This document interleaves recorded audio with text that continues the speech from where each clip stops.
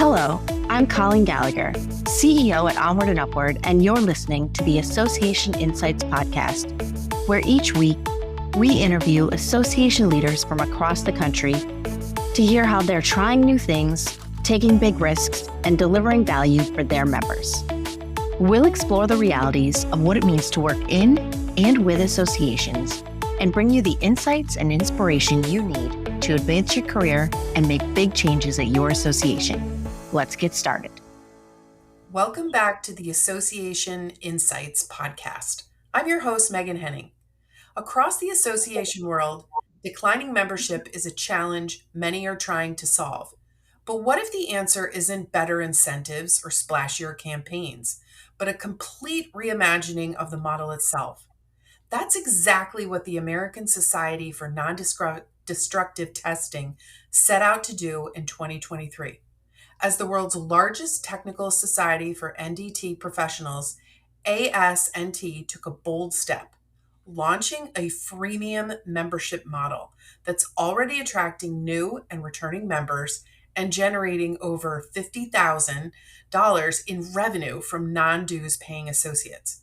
Today, I'm joined by Pat White, Director of Membership and Engagement, and Nealy Wheat, Chief Financial and Administrative Officer, to explore the strategy behind this shift, what it took to bring it to life across teams, and what they've learned since launching in January. Welcome, Pat and Nealy. Thank you. So, to kick us off, tell us a bit about ASNT, who you serve, and what each of your roles look like day to day. Pat, we can start with you. Certainly. Thank you so much for having us today. I am, as you mentioned, Pat White. I am the Director of Membership and Engagement at ASNT. And ASNT, as you stated, is the American Society for Non-Destructive Testing. Most people don't know what that is, but my short elevator speech, if you went to the doctor not feeling good, instead of saying, let's do exploratory surgery, we're going to run tests. Everybody wants to test. The testing, that non-destructive testing, is anything that's man-made. Bridges, roadways, airplanes, anything that is man-made gets inspected to ensure safety. So that's who we are. We serve everyone from people in research, technicians, builders, construction, pipeline workers. All of those industry people are represented, as well as the companies. Many well-known companies are members of our association so that they can get the support in certification and knowledge in non-destructive testing. And how about you, Nealy? Yes, thanks so much for having us today. As the Chief Financial and Administrative Officer for ASNT, my role is really one that lives throughout the organization. As Pat shared a little bit about what we do, we are a 4-entity global organization. We have a lot of moving parts and departments, and the areas that report up through my line are those that support all areas of the organization. So finance, human resources, IT, marketing and communications, business development. I also have a heavy governance role at ASNT. I am the treasurer of our board of directors, also our foundation board of trustees, and I oversee and manage several board committees and serve on a lot of others as well. So that's great. So in early 2023, you posed a very bold question, which was, could the key to revitalizing our membership growth lie in embracing a model that starts with free? First of all, what sparked that line of thinking, and what made 2023 the right time to challenge the traditional dues model? I have to say that I had never heard of this before, so I was super intrigued. We were intrigued too. So in 2023, I was not yet the Director of Membership and Engagement, and Nealy hadn't even become a member on staff. So the question that came to us was, as it did develop, membership wasn't increasing. Part of our strategic plan for the 2022-2026 strategic plan period was to increase our membership by 50%. And the beginning of 2022, we were recognized at just over 12,000. By the time this became an issue and really started to take notice, we were decreasing in membership as opposed to increasing in membership. So it was brought very high level to the board of what should we be doing? And Neil Couture, who is our CEO, went to the strategic planning committee and went to our board and said, we need to come up with a solution. So that's when the seed was planted at that time. Luckily, and I know Neely will probably speak to this in a moment, we had all the right players in the room at the right time. And without Neil's leadership and the board changes that we did have, none of this would have been possible. So the board recognized that we weren't going to reach our goal in the strategic plan. So we had to do something. So it sat for a while and then really didn't get any traction until February of 2024. So the board sat with it saying, hey, we're going to have to do something, but we didn't know what. So in 2024, Neely was with us for just a few weeks when we went to our board of directors meeting, and we had to break out and say, what are we going to do? So Neely, do you want to speak to who was in the room that made those big changes?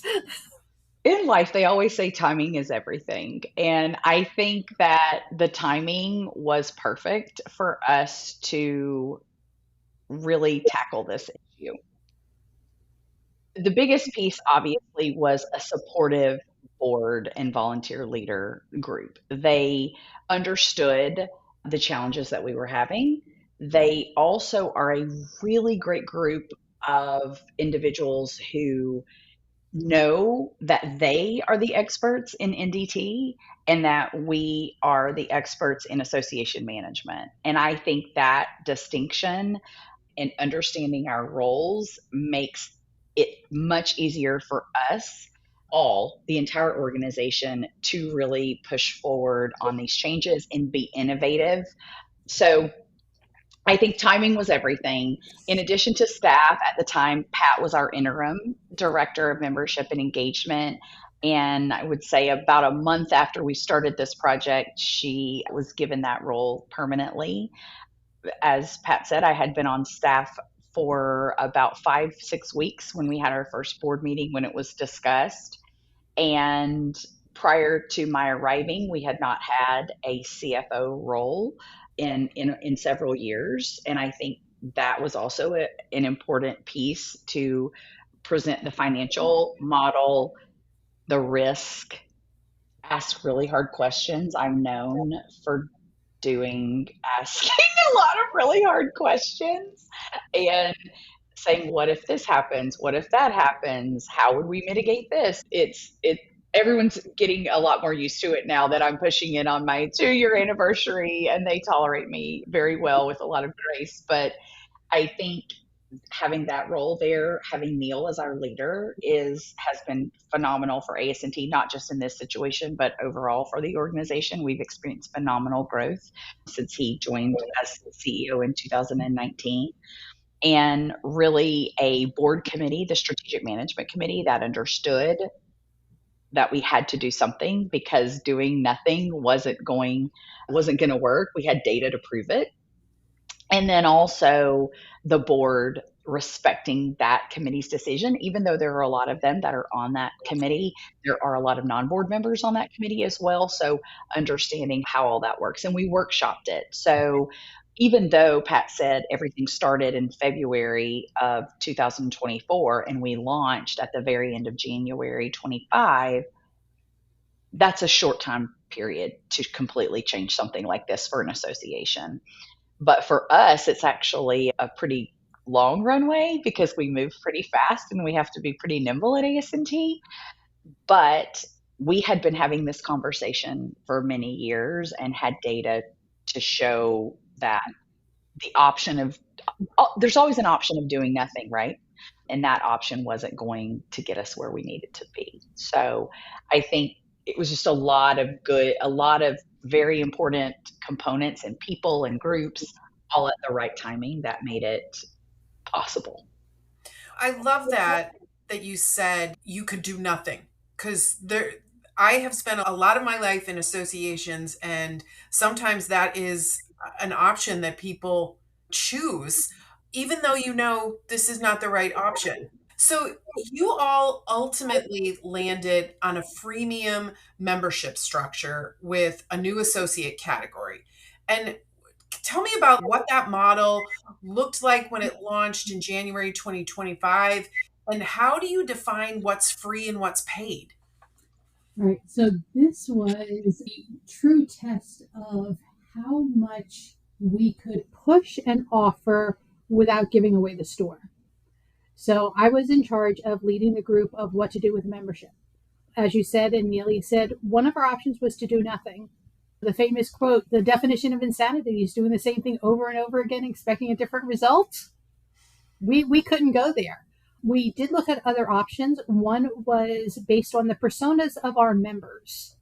Our content department did a great job of identifying our different personas. So we had our technicians, we had our CEOs, our students, our retirees. There were about 9 of them. And if we tried to cater our membership to those 9 people, it would have been more categories than we had already. And we had 11 individual categories going into this. So then we decided we could just not have membership at all. And that wouldn't do anything for the association. People wouldn't value what ASNT was doing. So the free model was a matter of, yes, we know there are people that are going to pay to have the benefits that they currently have, which are discounts towards our publications, our events, our certification. It's being able to gain the knowledge through our materials evaluation, which is our flagship subscription magazine. It's being able to be on committees, to vote, to be part of communities and sections. So what I did with the small group of people that we were working on, which included the director of business development and the director of marketing, as well as 2 people on the board, was we looked at what level of free is there. So I went to each of the departments, started with publications, and said, because our magazine is digital, and we offered the digital to one of the categories previously was our students and our new NDT professionals, they got the digital only. Publications decided that we can give them information, but not all the information. So our digital platform was able to give up or give access to, not give up, give access to certain pieces of our publication, which included section news, information about member spotlight. But we didn't give them access to the technical papers. We didn't give them access to some of those things that we wanted to tease them a little bit. So we did that with publications. We did the same thing for our learning and education. It's like, yes, we want you to be able to attend a webinar, but you're going to have to pay for that. If you choose a free membership, you're going to have to pay to attend those webinars and take those classes. So I did that to each of the different departments, which eventually landed on where we have the associate members. So we have a limited version of digital materials evaluation, as well as from the marketing perspective, knowing that we have all these people now in our database who we can solicit to, they get 1 newsletter a month. We don't spam them with a lot of information. We give them 1 newsletter. It's very high level. Tell them what's going on in the industry, what's going on with ASNT. And about 5 months into their membership on their onboarding series, we ask them, hey, do you like what you see so far? Become a paid member. So we always give them the information that they want, because some people, that's all they want. They just want the connection. They want to be included. They want the engagement, which was the priority of doing the free membership. But we also knew that we had those paid members, and those paid members, a lot of them, like I said previously, do it because of all the extended benefits that they had. And because we are the certifying body in NDT, a lot of those members also hold certification. So they get points towards their renewal and things of that nature, and discounts on attending our conference and discounts on any exams that they take. So that's how we landed on what was going to be free, what was going to be paid. And how do you feel about this, Nealy? Like, you're the CFO, this is the money. So how do you think? Of course, I have an opinion on everything, especially anything related to money. But I think there was a couple of things that are important to note for our circumstances. So I talked about timing. Timing's important. But your financial situation is also important and what your data is showing. And because we have been experiencing a decline in membership, and because we are our revenue streams and our revenue portfolio is highly diversified, our membership revenue was less than 10% of our total revenue portfolio. So I knew that I could find that money. And I also knew that worst case scenario was going to be that every single member was going to be free. Worst case scenario. Very conservative. I knew that wasn't going to happen because we had because we weren't giving away everything. So I knew we just weren't totally sure exactly where that mix was going to fall. Also, so that was important. So even if it was 50% of our revenue and we had a 50% decrease in revenue, I could find that somewhere else. We also, going through the process of the governance approvals and doing our due diligence on that end, we had some interesting conversations about supplemental revenue. Pat's going to share in a few minutes. We have updated numbers through the end of July, and they're even better than what we had originally told you when we booked to speak today. So we knew that there was going to be some supplemental revenue offset by this new group. And so that made it more palatable, more digestible, and more doable for me, obviously, as the CFO, but also for our board. And I think that really, along with the timing and having the right players in the room and at the table, was super important to us.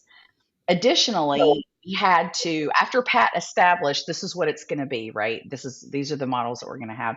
And I think something's important that Pat did not mention, and I think is important, is her leadership in this project as a brand new director was really phenomenal. And the faith that we placed in her, but also she placed in us on the team. She led the team, which consisted of, after we had to create the model, the team consisted of Pat leading, our director of finance, Dalton Vidash, who is an amazing leader on our team, myself, and our chief operating officer, Barry Schieferstein. And then we brought in our director of marketing communications, Debbie Seagore, to help make this a reality. So you see a lot of cross-functional roles there, right? And a lot of cross-functional team there. So once we said, okay, this is what it's going to be, we had to put pen to paper and start building out this model. And we had 9 or 10 drafts of the model from start to finish. And there were a lot of late nights, a lot of conversations, so many questions on teams that started with, quote, what if, unquote. We knew what our goals were. We knew where we wanted to get to, which is stop that tide of attrition and growth. So how would we do that? In what scenarios and what variables would we put in the model to get us to where we needed to be? And our business and finance committee and our board wanted to see the next 3 years modeled out, which of course adds in another layer of complication. And the fact that we did not have a great pool of other associations that do this type of work, that have done this. I think now there are a few other associations that have done it. They've not done it the way we have. I also think we're very proud of this project. We get a lot of eyebrow raises. We just returned from the ASAE annual meeting. Pat and I and some other of our teams did as well. And last year, when we went to the ASAE annual meeting in Cleveland, we were talking to people about this, and people raised their eyebrows and looked at us like we were crazy. And they were like, whoa, you guys are really out there. And we told them next year when we come back to LA, we'll talk to you about this. And I had a woman in the ladies' room at the convention center say, hey, I met you last year in Cleveland. Weren't you guys going to do something with your membership model? And I was like, yes, and we did it. And here's our stats. Oh, and if I see Pat, if you see Pat White, talk to her. And we're on these podcasts. And so in addition to after it launched and we got it approved and we saw that there was going to be success, that's when Debbie Siegler, who's I mentioned is head of marketing communications, she started this. She and I were in Washington, D.C. for our Hill Days, and we had lunch. And I said, Debbie, what if we start spreading the word and telling people about this? And that is how. So Pat and I are on the podcast tour now. Pat and I do them all together. But when you're looking at that membership model and how those scenarios work, it's a lot of trial and error and variables and knowing what we want, where we wanted to get and trying to work through reasonably that end goal. Two things that were interesting to me as we were working through the membership model and through the approval is the first thing was that we also wanted, another goal was we had, Pat, how many? 13 membership? We had 11 individual membership categories, and we brought it down to 4. And now we have 4. So that is helpful just for so many reasons, right? For our end user, our customer, 11 is a lot. It's a lot to choose from, a lot to understand, a lot of benefits to track for our membership team. It's a lot of deferred revenue and a lot of different models for our finance team. So we wanted to make things easier as well as getting us to what we wanted our goal to be, which was growth.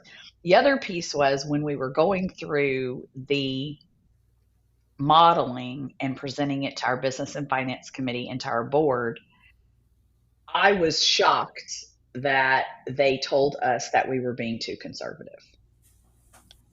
And Pat and Barry Schieferstein, who are our COO, are much more risk tolerant than I am. I am a lot more risk tolerant than most CFAOs are, but I put my foot down about no, because I don't have any data to back it up.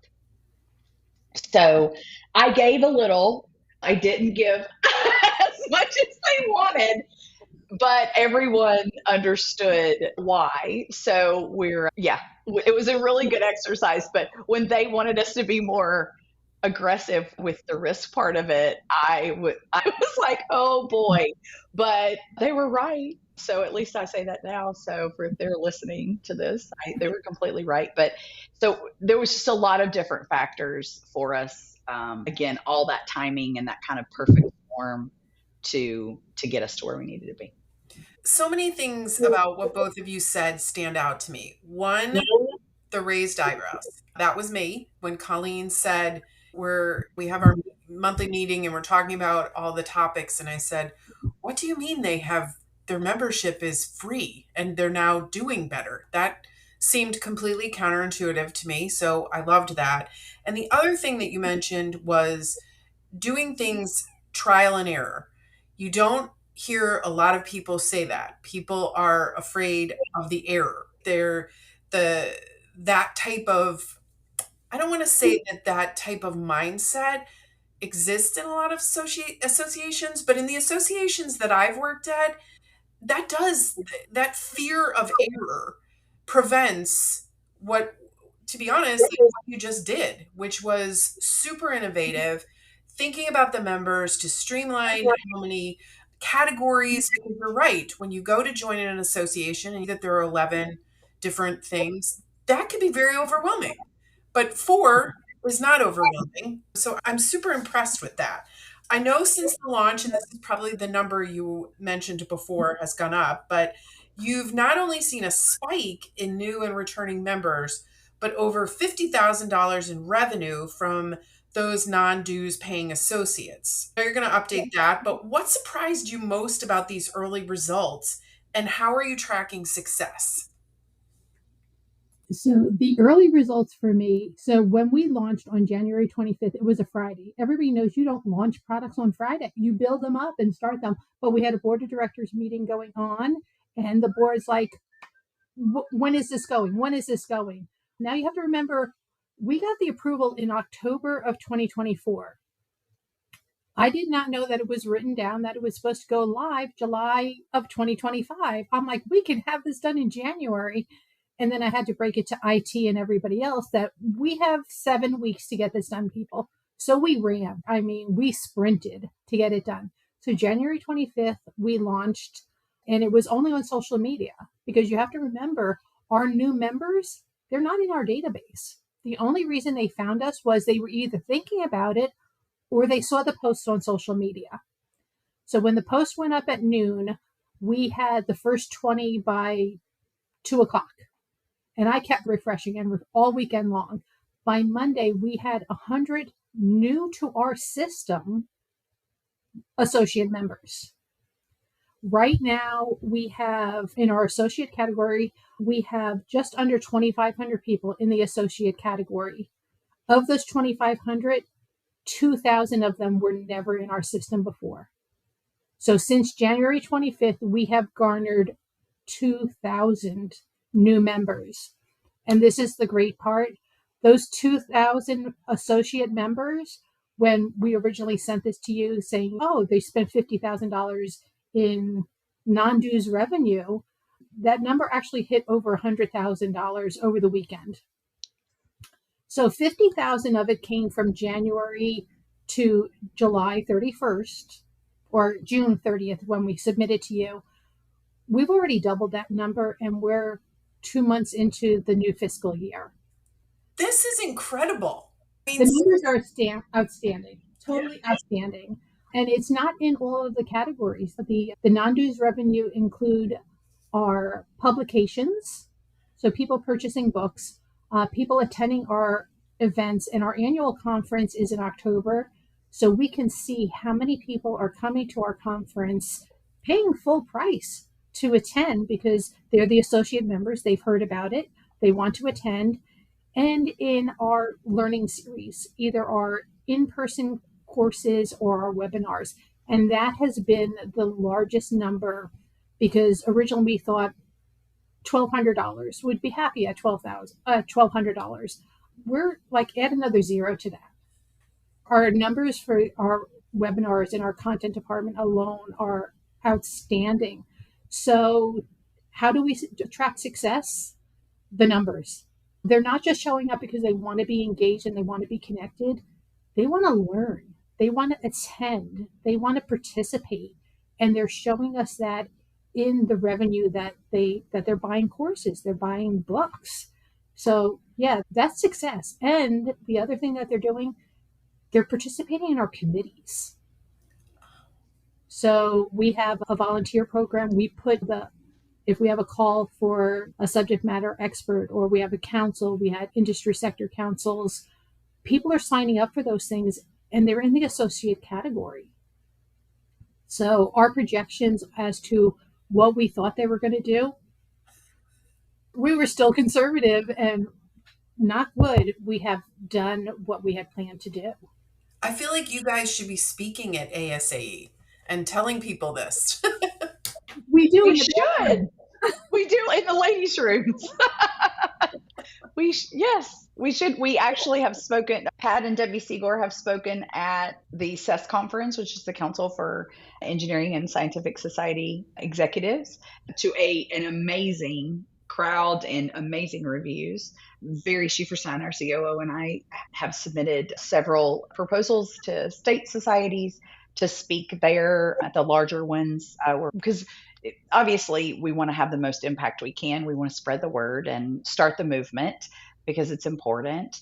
But yeah, it's been truly, truly phenomenal. And we have a lot of our presentations and our decks, we have different approaches, right? We have more, if they want more of the tactical, like how we went from approval to launch and what all the considerations we had. And then we have strategy one, talking about governance and board and stakeholder buy-in and data and all of that. And then we have one that's more comprehensive. Yeah, so it's really great. I anticipate that we will be doing more of these. I think this is our second or third podcast Pat and I have done, and writing articles and all of that. So we're very excited about it, very proud of it. Yes, you should be.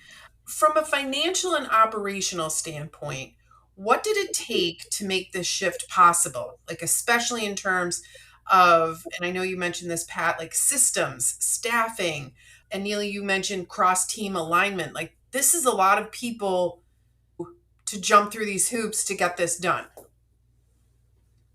It is definitely a lot. And I'm going to speak on the beginning part of it. As Nealy had said, I pretty much became the project manager. So I laid out everything. We, at the time, were using Basecamp. So I had put in every department, what was needed from them, what the timeline was. The heaviest lift was in our IT department. So to make sure that our AMS system recognized members, but then the separation between a paid member and a non-paid member, because our single sign-ons to our publications, our events and everything needed to be recognized as to what level of membership they had. So I laid out that project plan, made sure that IT had what they needed to do. Publications was the next one that had the very heavy lift of sorting out the digital magazine to see, yes, this category in our index, they have access. No, they don't have access. So all of those things. But then it came down to where the finances are. Now, we haven't added any staff to any of our departments. We've worked with the staff that we have. And we had to make sure that everybody was on the same page. Everybody knew, especially customer support, had to be able to answer those questions. Marketing had to be able to relay the information. So that's how we got there as far as the project management part of it. But then I know Nealy had the whole other part of it, which was the accountability to the business and finance and to the board. So Nealy, if you want it from your side of the table, I got off easy in my opinion. I thought I got off easy. I just had to implement this and it's like, hey, easy peasy. But the accountability part is hard. It is. And that's a great segue into that, Pat. Thank you. Pat saying there was a lot of cross functional teams. It's also important you can see us, but the world can't see us right now. We are all working remote. So we do not have an office, or we're not in a hybrid situation. We are 100% remote. Pat is in Ohio right now. I am in Florida right now. So we are in 12 states and the District of Columbia. So we are all over Eastern and Central time zone only right now. So that's helpful. At least we're only an hour off but from each other. But that part of it, sometimes there are times where it is just easier if I could walk outside my office and go down the hall and go in Pat's office and sit down and we workshop something really quickly. So without me having to worry about what other call she's on or what. So there, we had to go fast, but we also had to do it in the parameters that we're in.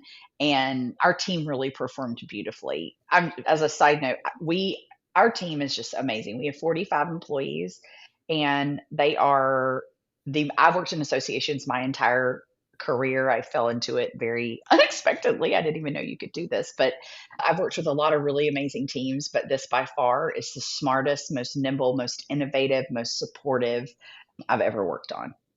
And Pat will tell you, I do not say things that I do not mean, and I do not say things that are not true to my own unfortunate being sometimes, but they are really just amazing. And when we have a project and we say, okay, this is important, this is the deadline, this is the goal, this is what we have to do, you guys figure it out. We are also very, again, speaking of Neil Couture, our CEO, he is very much drives decision making and accountability downward.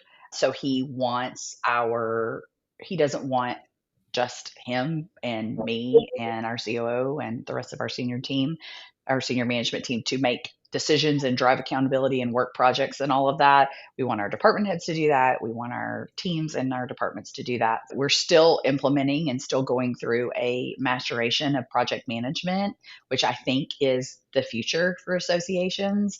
And the cross-functional team, our COO is probably going to listen to this and be like, yes, Nealy, because he is a big cross-functional team guy. And I remember the first time he and I ever had a conversation about it, the day I was interviewing for this position, he was telling me about it and he had a different role at the time. And I said, that's really interesting. And I, of course, had not had a ton of experience with that because associations typically don't do that. And so it's just that cross-functional buy-in and teamwork is so key to how we do anything. Because if Pat would have just done this from a membership perspective, I do not think we could have launched from the end of October to the end of January. There's no way we could have met that deadline. And I don't think we would have been as successful in the launch. And then after we launched, I think we were waiting on a slowdown. We thought maybe after the first 60 to 90 days, we might see a slowdown and a decrease in people wanting to be an associate member. And we thought those first 3, 4, 5 months were going to be key.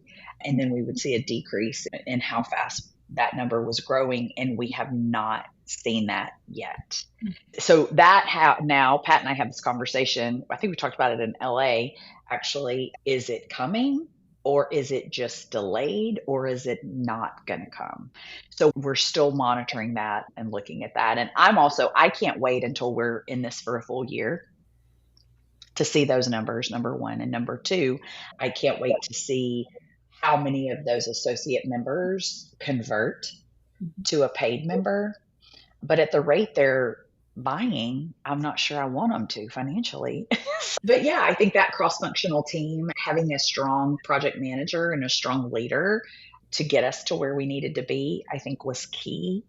And it wasn't about the title of the person who had that position, who had that role as leader. It was about making sure that the appropriate person served in that project leader role. So we did a good job on that. It is impressive, and it is very impressive that you were all remote, because I do think that it's so much easier to walk out of your office and talk to somebody, but to be fully remote and this nimble and this strategic is very impressive. I am very impressed. But you have been recognized for innovation before. ASNT won one of our very first Compact Impact Award for creative content.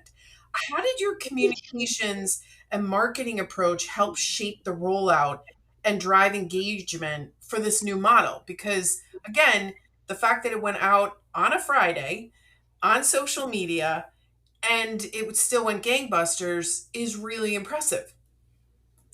It really is. And this is, I think Nealy will agree with me when I say that we have the best people in our marketing department that any association could ask for. Debbie Seagore is the director. We have Kelly Florian, who herself is very well known, or is becoming very well known in social media. She did her own presentation at CES, which was the most talked about session that they had. And Siobhan McAndrew is in charge of our digital communications. We set out with a full plan of when, before it was even approved, Debbie and I took the drive home from ASAE last year. And in that car ride home, we said, okay, we have to do this and this in this order. And then that got switched around. She's like, but if we can't do this, so it was a lot of devil's advocate. It's like, if we can't reach the people this way, we have to reach them through social media. And because of the tools that they have in the marketing department, we have Feather campaigns, we have LinkedIn, our social media platforms. All those people came to us in that first weekend through LinkedIn. And we have a lot of followers who shared the information, were excited about it. And one of the things that we did before we actually created the model was we sent out a survey to expired members, current members, and asked them, what do you think about a free model? And unanimously it was like, that's a great idea for people who just want to stay connected, for those people who are just getting into the industry, which is exactly what we saw. So the content department, as you said, they've been recognized with their awards. If the marketing department took a quarter of the credit, they'd be selling themselves short. We give them so much credit because the campaigns aren't flat. They're exciting, they're engaging. They use testimonials from the people who are in that group. We knew going into it, my estimations were we would lose 80% of our student members to the associate category. We would lose 90% of our retirees into that associate category because they just want to stay connected. I was wrong about the students. We have more students paying than I thought were going to go to the free category.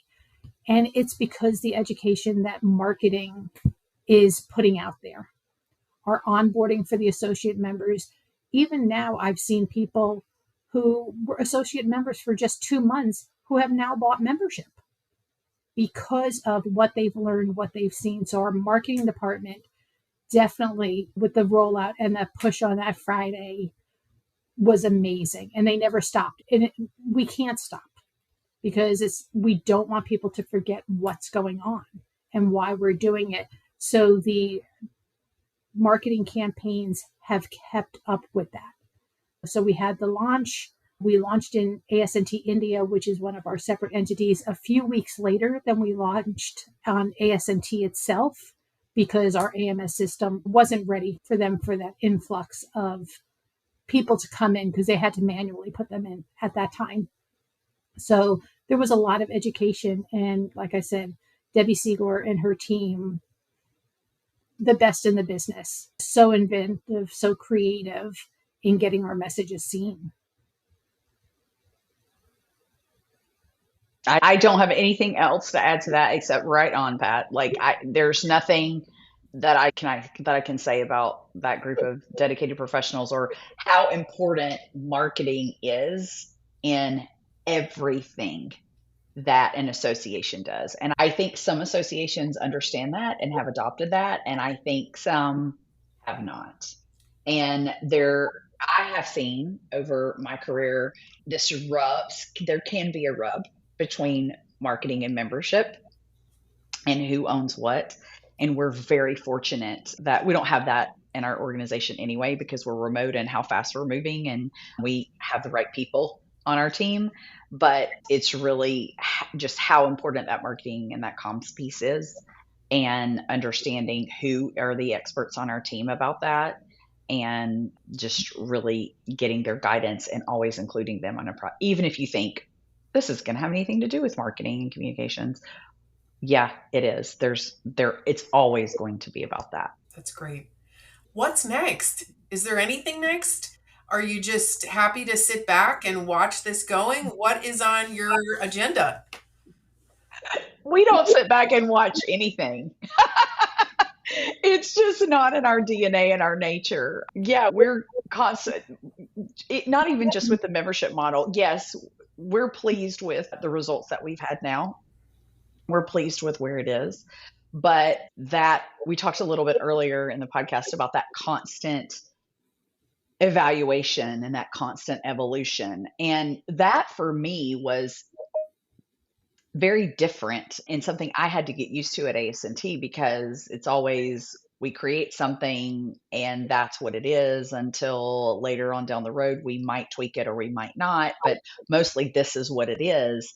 And everything we create with, this is what we want to do now, and then let's immediately start reimagining or figuring out what it could potentially be down the road. And that goes for not just membership, but that's for our publications team, our training team, certifications, business operations, how we operate. I know a lot of people don't think that's fun and sexy. I love it, but I get it. Why some people don't think it is, but doing things differently, being better, innovative, constantly getting better, I think is our biggest piece of that. But Pat might have some other thoughts on the membership model and what she would see. I'm sure she does. I think you've said it. We are always reevaluating. Just last week, it was a matter of I called Nealy. I'm like, should we consider adding one of the multi-year memberships back because we got rid of them, which was another piece where marketing played a huge part of that. In December, we didn't announce that we're having a free membership come January. We just said there were membership changes and that the multi-year membership were disappearing. If they wanted to, they could renew early, and that generated over $200,000 in deferred revenue, which came in December. So last week I said, should we consider having the 5-year membership come back? And Nealy's like, why? I'm like, I don't know, because people have asked for it. It's like, how many people? And I'm like, a handful, but it's something that we're always watching out for. A year from when we're in this for a full year, it may be like, it was a fleeting thought. But as far as adding things that we have, as we had mentioned earlier, we have to look at every department. So what the content department is doing, what the education department, the events, publications, we have to see what they're doing and roll that into the membership model. Is it something that belongs in the associate category? Should it be just for our paid members? Because our learning and education department are constantly coming up with new programs. NDT doesn't stay still. It's constantly moving. 5 years ago, nobody knew what rope access was. It's a method that we currently use. 3 years ago, drone inspection wasn't thought of. Now it's something new. We don't know what tomorrow is going to bring, but we have to be prepared to see how that's going to fit into ASNT and how it's going to fit into the benefits that we're offering our members. Yes, I know that. So our listeners are from the association world. What is one piece of advice you would give other associations considering something similar to this? That's a great question. Can I say run? No, sorry, just kidding. Don't run towards change. Don't run away from it. Run towards change. And the key thing that Nealy brought up earlier was it was timing. It is all about timing. You have to have risk tolerance from your board. You have to have the risk tolerance from the financial standpoint. Not all associations are the same. And we found that out going to ASAE and talking to several people who had asked us about it. Our revenue from membership, as Nealy said, was less than 10%. There are other associations where it's 80% of their revenue comes from membership. They're not going to give it away. We have so many other factors that we get revenue from, our publications, certifications, events, that 10%, if it went down to 7%, would it hurt us? No. So I think that the biggest thing is to look at your own association. Where's your revenue coming from? How tolerant to change would they be? What else, Nealy? What else would you tell people to do? I think culture is a big part of this that isn't talked about a lot, but is really a key factor.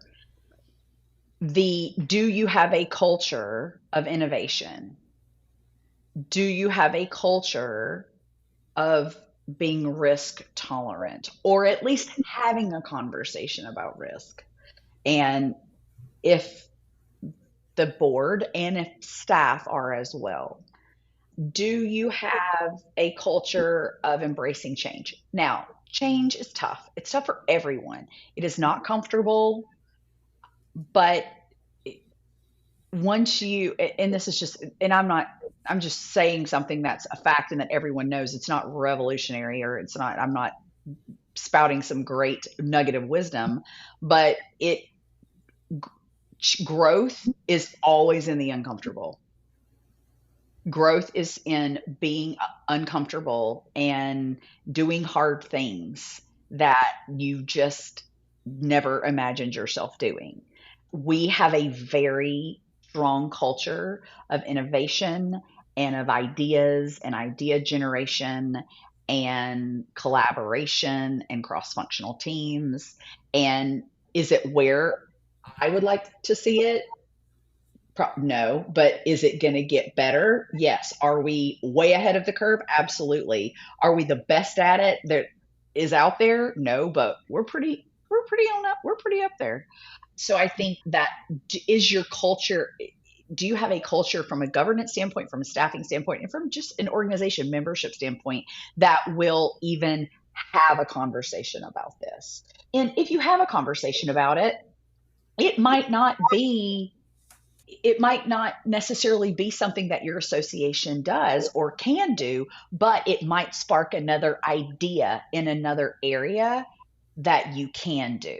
We're not saying that freemium membership is for everyone. We're just saying, hey, this is what we did, and these are the factors that came into play for us. But it might spark something else that is revolutionary that we can learn from. So I also think too, it's just really important for associations to understand, I've been doing this for several decades. I started when I was 5, kidding. And that the traditional association model and how associations have traditionally operated, that is not going to sustain us going forward. And I think a lot of associations who are going through challenging times right now financially with funding are understanding that now. Like, we can't just keep on doing the same things that we've always done. We've got to be innovative. We've got to be change tolerant and embrace it. This is great advice. It just is. Pat, Nealy, this has been a fantastic conversation. I feel like my mind is blown on many different fronts. I thank you for that. We wrap up every podcast with a couple of questions just to let our audience get to know you. So I'll start with the first one. Have you gone anywhere fun lately? Where have I gone? Let's see. I've gone places because of work and I've had a great time going there. I've been to Miami, never went there before. Went back out to LA for ASAE, had a great time out there. And so I've been traveling for work, but they've been fun. I went to Philly and I haven't been to Philly in decades. So that was lots of fun. Nice. Same. I've traveled a lot for work this year, and I went to Philly as well. Hadn't been there in over 20 years, so it was great. But the place that I have gotten to get away to fun lately has been the spa. After I finished 2 months of pretty consistent back-to-back travel, last weekend I took a day and took some time to myself and turned my phone off, and it didn't work, and it was amazing. So sounds perfect. So what podcasts are you listening to that you might recommend to our listeners? Is it sad that I don't listen to podcasts? No. Okay, good. I don't listen to podcasts. If I tried once and I started talking to them and they never answered back, so I just couldn't do it. So I love that. I listen to several association related podcasts, including this one. And I'm not just saying that because I'm on here. I do.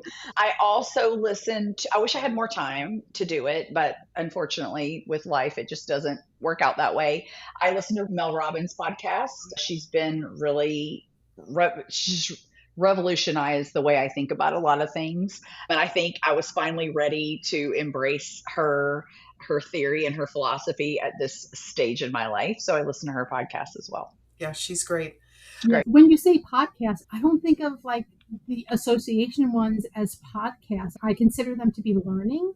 So yes, I do listen to a lot of association podcasts. I thought you were going like serial killers of the Midwest kind of podcasts. I don't listen to those. I do want to listen to them occasionally too. I love a good serial killer. I'm with you on that. What's one place in the U.S. that you've never been to but would love to go? Alaska. Same. I want to see the Northern Lights in person. That's me. Yeah. We should start a movement to have a board meeting there. Yes. Or have ASAE hold their yearly meeting there. That'd be great. Okay. Last question. Finish the sentence. When you see me looking at my phone, it probably means that I'm having a gift war with my grandson. I love it. Looking at pictures of my rescue dog and saying to my phone, she is so pretty. I love it. Thank you guys so much. This has been such a great experience just hearing from you guys, meeting you, and I really appreciate it. I think our listeners are going to be thrilled. Thank you Thank so much for having us. Yes, it was wonderful. That's a wrap for today's episode. The Association Insights Podcast, previously known as the Association 100 Podcast, is a production of Onward and Upward Marketing and Communications, where our mission is to make associations and nonprofits the go-to source in their industries through earned media and thought leadership. This podcast is an extension of our newsletter, a bi-monthly collection of best practices, top trends, helpful ideas, and smart strategies delivered straight to your inbox. Have you undertaken a big change at your association? Or do you have some words of wisdom from the trenches of association life? We want to hear from you, and so do our listeners. Drop us a note at info@onwardupward.com. That's info@onwardupward.com. Be sure to subscribe, give us a 5-star review, and share with your friends and colleagues. We're available anywhere podcasts are found. Come back next week for more association insights and inspiration. Thanks for tuning in.